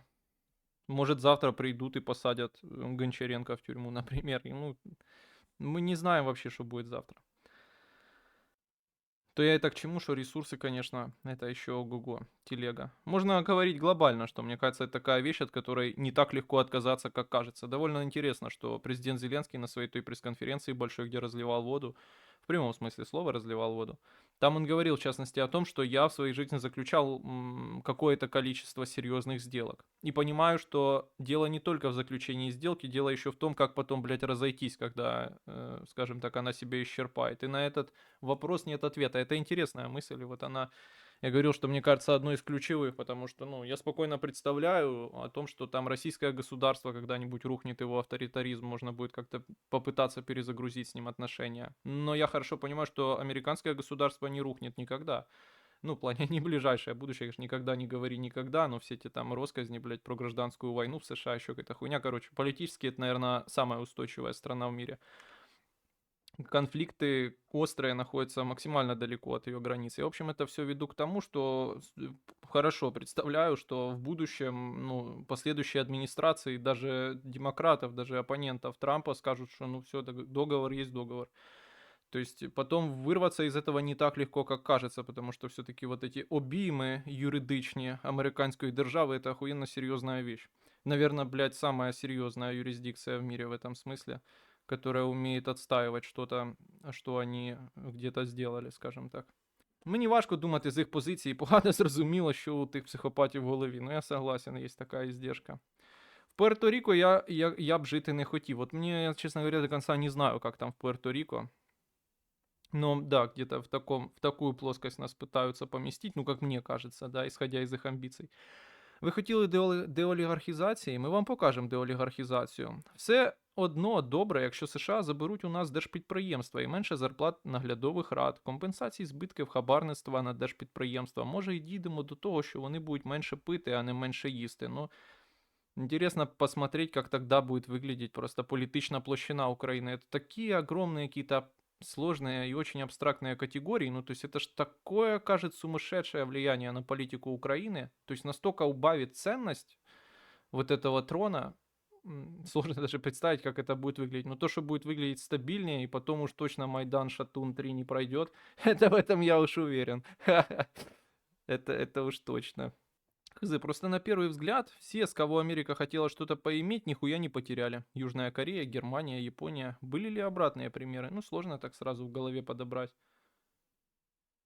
Президент и говорит, пытается, типа, именно примеры использовать, да. Он говорит о том, что, ну, мы согласны на какое-то взаимодействие, мы согласны на взаимовыгодное взаимодействие. Ну вот, посмотрите. И перечисляет монархии Персидского залива, Саудовскую Аравию, Бахрейн, Катар, ОАЭ, и говорит, ну вот они пользуются покровительством США, армией США.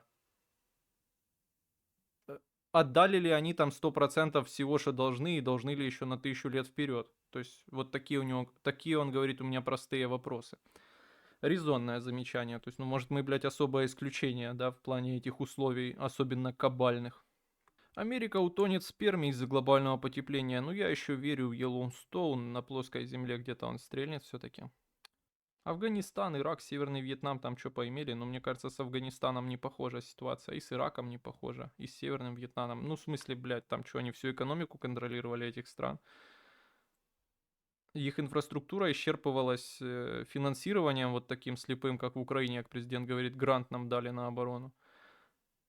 И военной инфраструктурой, которую они построили, которую нам обычно и показывают в медиа. Так-то из следов американского там пребывания вот эта военная инфраструктура и, блядь, дворцы всяких политиков афганских, которые там на эти бабки что-то отстроились.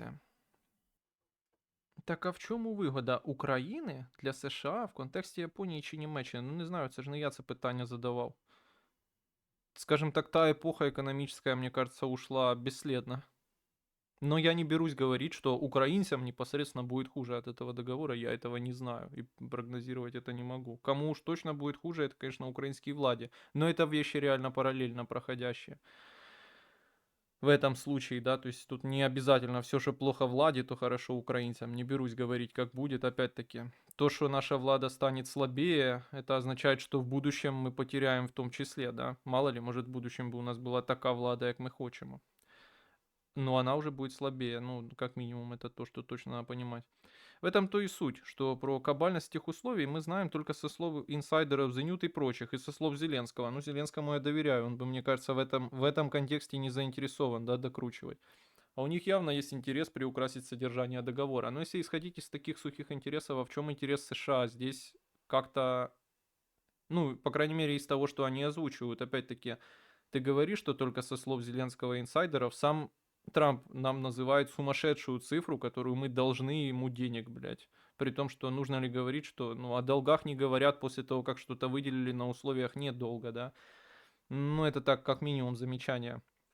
Ну и тоже, если исходить из сухих интересов, какой им интерес инвестировать в такой кал, к тому же наш инвестиционный климат, его условия не изменятся кардинально без каких-то их лютых интервенций, типа того, что вопросы будут решаться в суде каком-то нью-йоркском. Ну, в общем, я и так к чему все веду, что какой им тогда интерес и как-то в нас инвестировать, улучшать нашу жизнь. В чому он, типа, заключається? Які можуть бути сценарії, в яких нам буде добре? Як це бачиш? Ой, я ніяк не бачу. Ну, реально, я не можу прогнозувати, ну, мозгов, наверное, не хватает. Ну, і уж точно я не бачу сценарія, в яких нам буде добре.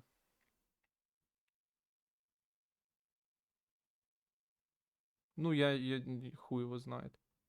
Ну, какую фантастику вы хотите, чтобы я вам назвал, что нам будет добре? Что США под своим контролем начнут здесь какое-то обильное, как семяизвержение, обильное какое-то инвестирование, и наш уровень жизни с вами вырастет от этого, больше станет денег в Украине.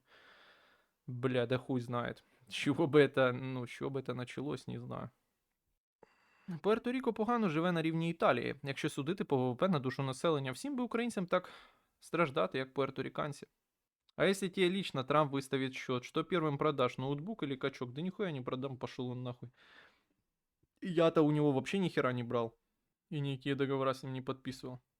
Комментировать цифры, озвученные Трампом, такое себе, но на них и президент ссылается, по крайней мере. По сути, он называет две цифры, очень более того, президент говорит, что эти цифры ему и привез министр финансов, да, Америки.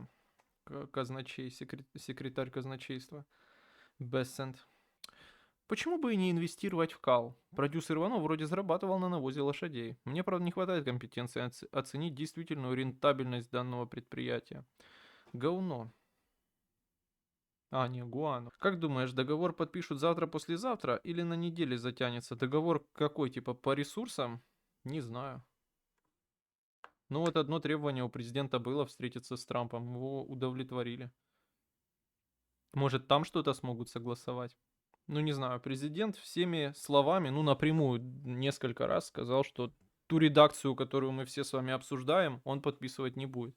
Ну, резонно вполне, аргументы он приводит резонные. Куда еще хуже, даю банку. Да, есть вообще реальный план победы. Пока что не очень получается. Что будет, если война будет продолжаться? Как она идет сейчас, то какой будет результат? Но они исходят не из того, что будет потом, а из того, как предотвратить неприемлемое сейчас, как на него не согласиться. А этот фонд будет контролировать США? Да. Ну, по крайней мере, из того, что говорят. Предположим, Трамп умыл руки, и Штаты вообще ушли от переговоров, и прекратилась помощь. Европа справится, я не знаю. Да, откуда я знаю? Ну, скажем так, исходя из того, как Европа вела себя всегда, наверное, не справится. Хотя многое из этого, наверное, определяется сейчас визитом Эммануэля Макрона, президента Франции, и Кира Страмера, премьера Британии. Тот вроде в четверг встретится с Трампом, а Макрон встречается где-то сейчас. Ты говорил, нет процедуры отказа от гражданства. Не, я говорил, есть, президент может лишить гражданства. Я эту как раз одну и выделил процедуру. Нет ощущения, что Зеленский все-таки немного продавил Трампа, да? Нет, честно говоря, нет. Ну, типа, смотря в чем оно выражается, вы напишите. Там нажать на гайку и воспроизводить в фоне. Нажмите на гайку. Подкаст. О, Михаил пишет, подкастик про Германию вышел крутой. Ого, спасибо большое, если реально крутой вышел, и ты его посмотрел. Чудо-чаду со вкусом зрады. Меня Twitch, да. Я заорал в голос, когда прочитал, что Трамп сказал, в России есть много того, что нам нужно. Например, жидкоземельные металлы. Дед, походу, зациклился на этой теме. Да, походу, кто-то ему сообщил, что сейчас, блядь, в почете редкоземельные металлы. Как ты оцениваешь умственные способности Трампа? Ну, хуй его знает. Не оцениваю, реально. Мне кажется, он немного не в теме постоянно. Ну, может себе позволить. Я бы не занимался такими анализами, типа его каких-то умственных способностей. Реально сложно понять, что это. То есть, ну, вот наш президент дохуя умный парень, блядь. Ну, конечно, политического опыта у него действительно было немного, но он его сейчас там с лихвой, да, поглотил за этот короткий промежуток. Ну, вот он умный парень, цифры он хорошо знает. Толку нам с этого, мы в полном очке. Так что не знаю.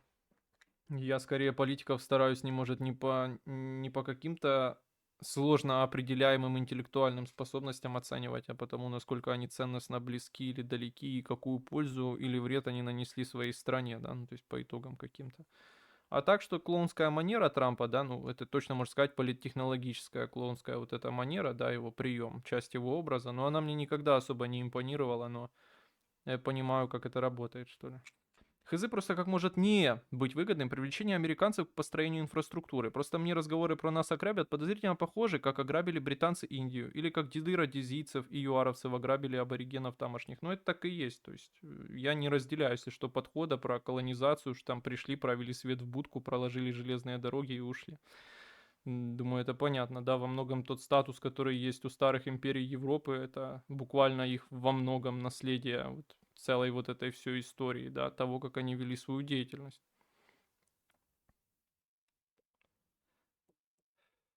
А как ограбят? Ну, буквально несправедливое распределение прибыли будет и все. Ну, буквально так грабеж, наверное, и выглядит, правда.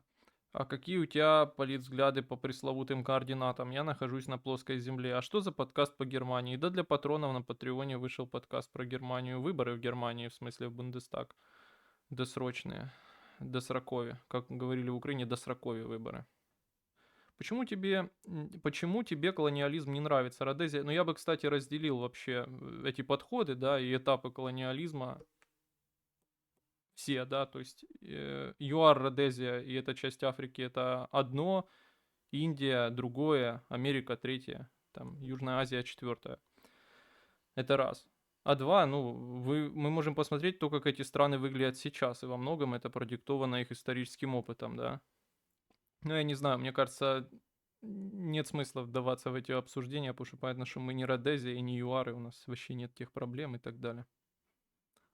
Ну, понятно, что на территориях тех колоний были бесчинства всякого рода. Да дело же даже не в бесчинствах, да, это неотъемлемая часть, наверное, не только колониализма, а времен, наверное. Но это то же самое, что менять им, что не могли вылечить пневмонию. Я это и не уменяю. Не разделяю просто подхода, который существует. Я не уверен, что ты его придерживаешься, что эти страны, колониальные империи, да, метрополии, они приходили туда, инвестировали, а потом ушли благородно.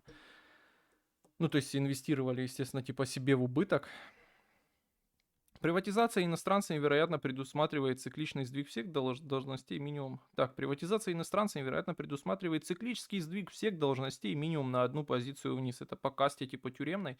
Так что если вдруг дослужились до начальника отдела, станете обратно работягой. Начальником теперь ваш начальник будет, потому что на его месте теперь Джоник. Ну, грубо говоря, да. Подивись, сука, ти обіцявся. Тун-тун-тун. Твій вялий орешник забавляє нас. Ту-ту. Повертайся на болото. Ту-ту. Это хорошая вещь, вы знаете. Выгоду получают все. Ну, наверное. Так как и в вопросе неоколониализма, да, наверное. Дети, пашущие на шахтах по добыче там этих жидкоземельных металлов в Африке, наверное, получают равную прибыль с компаниями там французскими условно, которые владеют этими месторождениями. Как думаешь, нам Мерц проблемы завтра-послезавтра разрулит или на неделе затянется? Думаю, что одной воли Мерца, да даже Бундестага не хватит, одной воли Германии даже для этого. Ну, коли сила штиків стає меншою, Родезія перетворюється на Зімбабве. Я б це скоріше назвав невдалою політикою для тих самих країн. Да контекст так сложился, понятно, что международное сообщество этих же метрополий учмырило просто эти страны в усмерть, да и все. Как думаешь, договорняк был уже вчера или задержится на 10 поколений? Я думаю, договорняк будет скоро. Ну, то есть я не думаю, я верю. Ден, за тиждень кінець війни. Куди поїдеш в першу чергу? Нікуди. Скоро города пахать, куда ехать. Такое хуй этим детям в Африке кто-то должен сразу Калифорнию построить, лол. Пусть радуются, что их не жрут львы. Ну, я не хотел бы такого подхода к украинцам и такой судьбы украинцам, потому что мы понимаем, что этот процесс отношения к народу, что вы сами виноваты, то, как у вас сложились обстоятельства, ну, мы по этому кругу ходим всегда. Ну, мы сейчас, в принципе, это и обсуждаем в таком случае. Давайте попытаемся такую судьбу отодвинуть от себя дальше. Да, хорошо. Трамп на встрече с Макроном заявил, что не против европейских войск или миротворцев в Украине, и типа Путин тоже с этим согласился. Ну, если согласился, то порядок. Главное, чтобы не турецкие войска. Президент Украины сегодня или вчера, вчера на своей пресс-конференции сказал, что, ну, две армии есть мощных в Европе, наша и турецкая. Действительно, не врет, ну, конечно, турецких джумжумов хотелось бы видеть меньше всего, правда? А где посмотреть подкастик про Германию? Ну, пока есть только на Патреоне. После війни буде скидка подписчиков? В смысле, в тюрьме? На прогулке? Вы знаете, что говорить о плохом, давайте реально его сделаем. Уже, блядь, блокнот заканчивается, честно, от этих всех мыслей. Давайте попытаемся подойти по порядку. Подождите, подождите, вот это реально важные новости. Есть косвенные признаки того, что этой ночью Россия задействует стратегическую авиацию. Ну вот, друзья, на этой ноте, в принципе, я с вами прощаюсь. Спасибо, что сегодня пришли. До встречи. Друзья, берегите себя от ракет, видите. Ну, вроде бы уже чуть-чуть осталось дожить и увидим будущее, как минимум, это уже хорошо. Хто знає, життя бентежне. Український народ заслуговує на щось хороше у кінці, правда? Кто скажет, что это не так? Ну, много раз в жизни так было, что кто-то заслуживал и не получал. Так что, в общем, друзья, люблю вас, целую, берегите себя. До встречи послезавтра. Спасибо, что сегодня пришли. Спасибо тем, кто, ну, довольно слабо, но как-то меня финансово поддерживал. Да, ну, в общем, все. Я все сказал.